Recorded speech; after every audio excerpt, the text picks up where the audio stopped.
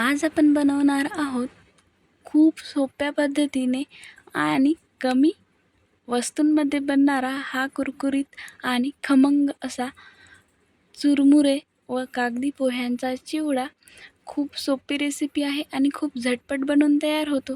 तर वेळ न दवडता लगेच रेसिपीला सुरुवात करूयात। मी प्रिया तुमचं मनापासून स्वागत करते कुक विथ प्रिया या यूट्यूब चॅनलवर। तर आपल्याला लागणारं साहित्य आहे, इथे मी 2 कप कागदी पोहे घेतलेले आहेत, त्याचबरोबर कढीपत्ता, शेंगदाणे 10 ते 12, लसूण पाकळ्या, हिरव्या मिरच्याचे तुकडे आणि फुटाण्याचं डाळ व त्याचबरोबर खोबऱ्याचे काप आहेत। आणि इथे घेतलेले आहेत पोह्याच्या दुप्पट इतके चुरमुरे किंवा त्याला बऱ्याच ठिकाणी मुरमुरे पण म्हणतात। तर सगळ्यात पहिल्यांदा आपल्याला कढईमध्ये टाकून घ्यायचं आहे थोडंसं मीठ, म्हणजे अगदी पाव चमचा इतकं।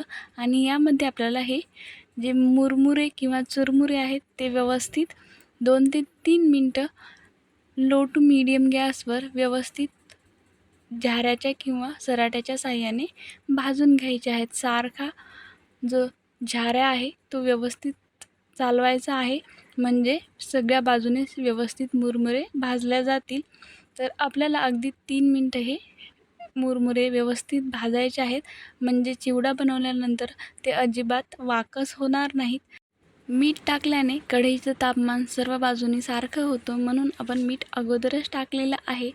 मुरमुरे व्यवस्थित भाजले की यामध्ये आपण टाकणार आहोत 2 चमचे तेल। तर तुम्ही बघू शकता हे खूप छान भाजले गेले आहेत। व्यवस्थित मुरमुरे भाजले की चिवडाही खायला खमंग लागतो आणि टेस्टी पण लागतो आणि बऱ्याच दिवस अशाच प्रकारे राहतो सुद्धा। मुरमुरे व्यवस्थित भाजून झाले की यामध्ये 2 चमचे तेल टाकून आपल्याला हळद टाकायची आहे, अर्धा चमचा किंवा अगदी कलर येईपर्यंत, आणि तिलाही व्यवस्थित मिक्स करून घ्यायचं आहे। आणि याला एका मोठ्या पातेल्यात काढून घेऊयात। त्यानंतर कढईमध्ये अजून पाव चमचा इतकं किंवा अगदी थोडंसं मीठ टाकून आपल्याला हे कागदी पोहे व्यवस्थित भाजून घ्यायचे आहेत अलगद हाताने, नाहीतर हे जे पोहे आहेत ते तुटू शकतात। अगदी लो गॅसवर आपल्याला हे भाजून घ्यायचे आहेत। मीठ टाकल्यामुळं अजिबात हे आकसत नाहीत। जर तुम्ही मीठ कढईमध्ये नाही टाकलं ते पोहे चुरा होतील आणि लगेच असे आकसल्या जातील। तर हे व्यवस्थित भाजून घ्यायचे आहेत आणि नंतर आपल्याला 2-4 चमचे तेल टाकून त्यावर थोडीशी हळद टाकून याला मिक्स करून घ्यायचं आहे आणि हेही त्या मुरमुऱ्यांमध्ये ॲड करायचे आहेत। याला व्यवस्थित मिक्स करूयात एकदा। अजिबात आपले पोहे आकसलेले नाहीत किंवा चुरा झालेले नाहीत। त्यानंतर कढईमध्ये मी अगदी थोडंसं तेल घेतलेले आहे, यामध्ये आपल्याला शेंगदाणे तळून घ्यायचे आहेत। तुमच्या आवडीप्रमाणे तुम्ही इथे शेंगदाण्यांचा वापर करू शकता। मी जवळपास अर्धी वाटी इतके शेंगदाणे इथं छान तळून घेतले आहेत तेलामध्ये। तर शेंगदाण्याचा व्यवस्थित कलर चेंज झालेला आहे लालसर, तर हे आपण या पोह्यामध्ये टाकूयात।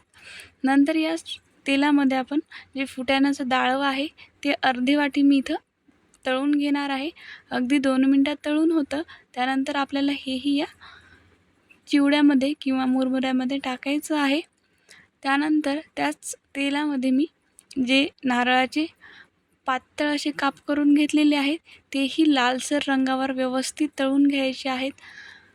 तर हे बघू शकता याचा कलर खूप छान आलेला आहे, अगदी 2 ते 3 मिनिटात व्यवस्थित तळून होतात। आणि हेही या मिश्रणात टाकून घेऊयात।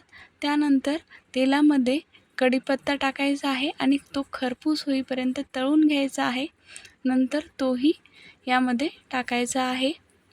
तर त्यानंतर आपल्याला टाकायचे आहेत 2 ते 3 हिरव्या मिरच्या। आपण यामध्ये लाल तिखट टाकणार आहोत, म्हणून हिरव्या मिरच्या मी 2-3च घेतलेल्या आहेत आणि त्या तळून मी याच्यामध्ये टाकलेल्या आहेत। त्याचबरोबर 7 ते 8 पाकळ्या लसूण मी ठेचून तोही तळून टाकलेला आहे। ते अजून थोडंसं कोमट तेल घेतलेलं आहे त्याच्यातलंच वाटीमध्ये, आणि त्यामध्ये पाव चमचा इतकी हळद आणि 1 चमचा इतके लाल तिखट, त्याचबरोबर अर्धा चमचा इतका चिवडा मसाला जो आहे तो टाकलेला आहे तेलामध्ये कोमट, आणि मिक्स करून ते मिश्रण आपल्याला या चिवड्यामध्ये टाकायचं आहे। आणि यामध्ये टाकायची आहे अर्धा ते 1 चमचा पिठी साखर, ज्याने आपल्या चिवड्याची चव खूप छान येते आणि मेंटेन पण होते. तर नक्की पिठी साखर 1 चमचा टाकायला विसरायचं नाही. तर याला अगदी 3 ते 4 मिनटं छान मिक्स केलं हलक्या हाताने की याचा कलर खूप छान येतो चिवड्याचा. तुम्ही बघू शकता आपल्या जो चिवडा आहे त्याचा कलर चेंज झालेला आहे. आता याला आपण काढून घेऊयात एका प्लेटमध्ये. हा असाच हवाबंद डब्यामध्ये ठेवल्यास खूप दिवस कुरकुरीत राहतो आणि खायलाही छान लागतो. अगदी तोंडाची चव वाढवतो. जेवणाबरोबर किंवा नाश्त्याला पण तुम्ही थोडंसं खाऊ शकता आणि पाणी पिऊ शकता.